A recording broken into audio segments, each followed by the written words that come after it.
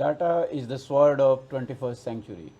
हमारे बच्चों को they should know how to wield it well, understand it, sort it and take decisions based on it. अब जो बात हम कर रहे हैं वो तो स्टैटिस्टिक्स हो गया ना, वही स्टैटिस्टिक्स है, डाटा को ऑर्गेनाइज करना। आज अगर आपके पास कोई डाटा है, समझिए आपको कोई पार्टी प्लान करनी है, आपको ये देखना है कि हमारे स्कूल में जो बच्चे हैं वो किस स्टेट से आते हैं, क्या उनकी उम्र है और कितने, उनके आधार पे आपको कोई डिसीजन लेना। सारे बच्चों का डाटा इकट्ठा करना पड़ेगा, सबके नाम लिखने पड़ेंगे, उनका जेंडर क्या है, वो किस स्टेट से आते हैं, कहाँ रहते हैं।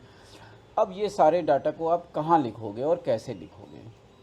आज आप 21वीं शताब्दी के लोग हो, आपके पास सारे टूल्स हैं, आपके पास एक्सेल है, lot of data organizing tools are available. Imagine करिए कि आप हैं अमेरिका में और साल है 1889, 1889, दिन है 8 जनवरी। आज के दिन हरमन हॉलरिथ ने एक पेटेंट कराया जिसने स्टैटिस्टिक्स के लिए, डाटा कलेक्शन के लिए एक ऐसी मशीन बनाई जिसने पूरी दुनिया बदल दी। दुनिया बदलने की नींव रखी डाटा कलेक्शन के लिए। ये बहुत ही मील का पत्थर साबित हुआ ये मशीन। आज आपके पास टूल्स हैं डाटा कलेक्शन के, ऑर्गेनाइज करने के, सॉर्ट करने के और उनको जानने के, मगर उस वक्त ऐसा कुछ भी नहीं था, डिजिटल कंप्यूटर्स कुछ नहीं था। ये जो मशीन है ये अर्ली कंप्यूटिंग में अगर कोई जानना चाहता है तो उनके लिए बहुत ही इम्पॉर्टेंट दिन है ये 8 तारीख का।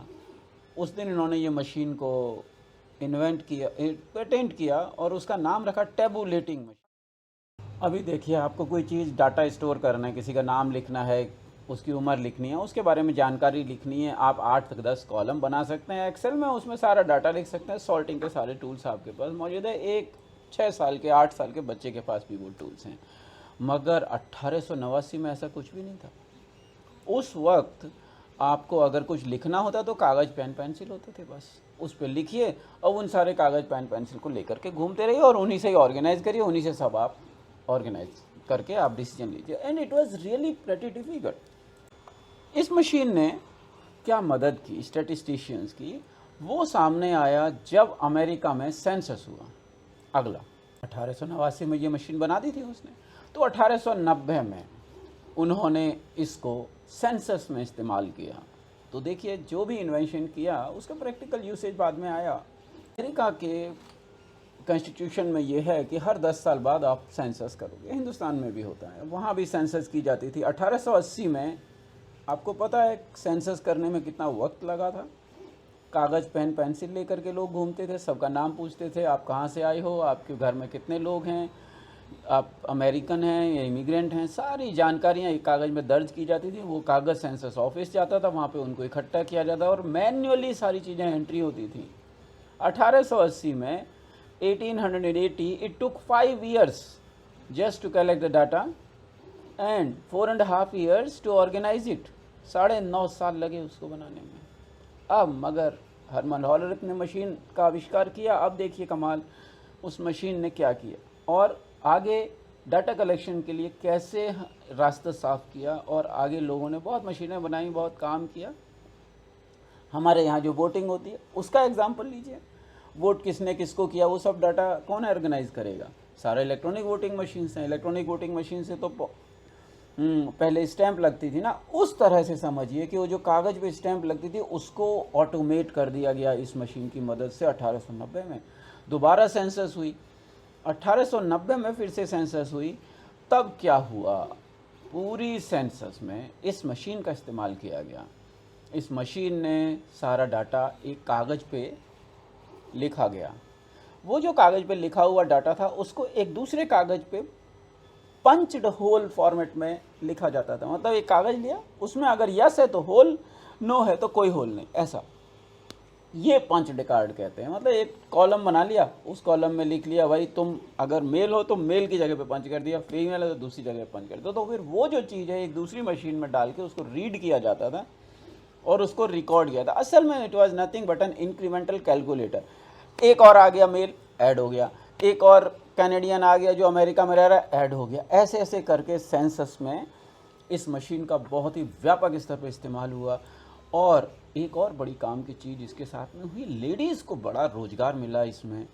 क्योंकि ये मशीन एक ऐसी थी जो वुमेन इस्तेमाल कर सकती थी। लोग, औरतों ने इंडस्ट्रियल रिवॉल्यूशन की वजह से काम करना शुरू किया था और उन्होंने इसमें बड़ा योगदान दिया, और अमेरिका में औरतों को रोज़गार देने के लिए इस मशीन का बड़ा रोल है। तो बड़ा फास्ट ये काम हुआ। खैर अभी फास्ट की डेफिनेशन बदल गई है, पूरा 6.5 साल लगे इस काम में, मतलब 4 साल कम लगे पिछले 10 सालों से। 6.5 साल लगे। आजकल के बच्चे तो हंसेंगे, कहेंगे यार ये क्या 6.5 साल लगे, हमारा वोटिंग का तो इंडिया का रिजल्ट तुरंत से आ जाता है, इतने सारे 1 बिलियन लोग हैं तो भी। पर वो बात हम 1890 की कर रहे हैं।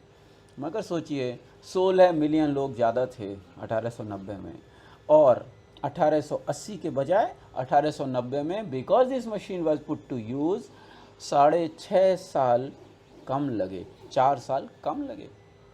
कमाल की चीज़ है। एक आदमी के सपने ने पूरी दुनिया का स्वरूप बदल दिया। उसके बाद बहुत सारी चीज़ें और आईं। हेलरिथ ने जो कंपनी बनाई, और एक कंपनी बनाई उन्होंने 1911 में, उसका नाम रखा कंप्यूटिंग टैबुलेटिंग रिकॉर्डिंग कंपनी। और ये नाम आपको कुछ याद नहीं रहेगा, ना इसका कोई सिग्निफिकेंस है आपके दिमाग में, मगर एक नाम आप सब जानते हैं, उसका नाम है IBM, इंटरनेशनल बिजनेस मशीन। अब इस इंटरनेशनल बिजनेस मशीन का इस हरमन हॉलरथ से क्या कनेक्शन है? कंप्यूटिंग टैबुलेटिंग रिकॉर्डिंग मशीन जो 1911 में बनी थी, उसको रीनेम करके इंटरनेशनल बिजनेस मशीन्स बना। Do you understand the significance of 8 January to now? IBM की नींव रखी गई जब उसने, हरमन हॉलरथ ने, कंप्यूटिंग टैबुलेटिंग रिकॉर्डिंग कंपनी बनाई। IBM उस दिन पैदा हुआ, और आज तक हम IBM के नाम से वाकिफ़ हैं। IBM ने दुनिया में कंप्यूटिंग के लिए बहुत काम किया। ये सब कहानी बच्चों को क्यों पता होनी चाहिए, क्यों बच्चों को ये सुनानी चाहिए? क्योंकि इस कहानी में ज्ञान नहीं है, ज्ञान वो खुद बटोरेंगे, उनको जहाँ लगेगा, जहाँ पे वो अपने आप को रिलेट कर पाएंगे हरमन हॉलरथ की स्टोरी से, उससे वो सीखेंगे। हमारा काम है ऐसे इन्वेंशंस के बारे में बच्चों से बात करना। जब आप बात करेंगे, अर्ली कंप्यूटिंग की बात होगी, बच्चा ये पूछेगा भाई 1890 की बात तो ये बता दी तुमने, 1600 में कैसे काम करते थे? तब भी तो इजिप्शियन एम्पायर चलती थी, कैसे चलती थी वो? तब कैसे डाटा कलेक्ट किया जाता था? वो ये भी पूछ सकते हैं कि ये जो पंच कार्ड है, ऐसी कोई और डाटा होता था? फिर ये फ्लॉपी डिस्क कैसे बनी? फिर वो USB कैसे बनी? वहाँ जो 1 GB की हार्ड डिस्क कितने प्राइस की आती थी, आज कैसे बनी? मूर्स लॉ के बारे में बात होगी। क्या नहीं हो सकती? शुरुआत करिए, बात करना शुरू करिए। स्टेम केवल 1 घंटे के स्कूल पीरियड में नहीं होता है। Stem her second of your living life आप उसको अपनी ज़िंदगी का हिस्सा बना सकते हैं। जितना आप इन्वेंशंस के, डिस्कवरीज़ के, साइंस के, मैथमेटिक्स के बारे में बात करेंगे, उतना ही बच्चों के अजम्पशंस ख़त्म हो जाएंगे। They will stop assuming things कि ऐसा ही होता है, ऐसा ही होता आया है। They will start to ask why. The moment they start to ask why, we are turning our kids into inventors, discoverers और न्यू थिंकर्स। वो अपने आप के बारे में सोचेंगे, कुछ नया कमाल करके दिखाएंगे। सो बच्चों से इन्वेंशंस के बारे में बात करिए। मेरी कोशिश यही है कि ऐसी कोई चीज़ अगर मेरे पास आती है जो मैं शाश्वत के साथ डिस्कस करता हूँ, अपनी क्लास के साथ यहाँ पे डिस्कस करने की कोशिश करता हूँ। कुछ लोगों को समझ आती है, कुछ लोग उस पर फॉलो अप करते हैं आगे।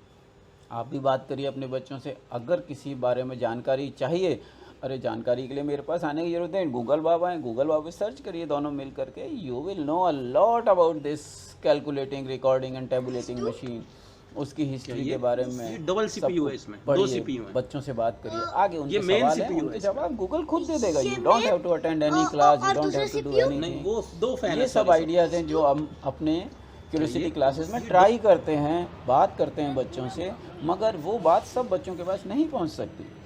तो ये जो आइडिया है वो आपके पास पहुंच गया, आपकी सेल्फ लर्निंग शुरू हो गई ना। आप खुद करिए, you don't have to come back to me. आप खुद एक सेल्फ लर्नर हैं। हमारी कोशिश क्यूरियोसिटी क्लास हो या कुछ भी हो, सब की कोशिश यही है कि parents and children they set on a journey of self learning. वो मेरी क्लास में आएँ ना आएँ उससे कोई मतलब नहीं है, हमें ये कोशिश है।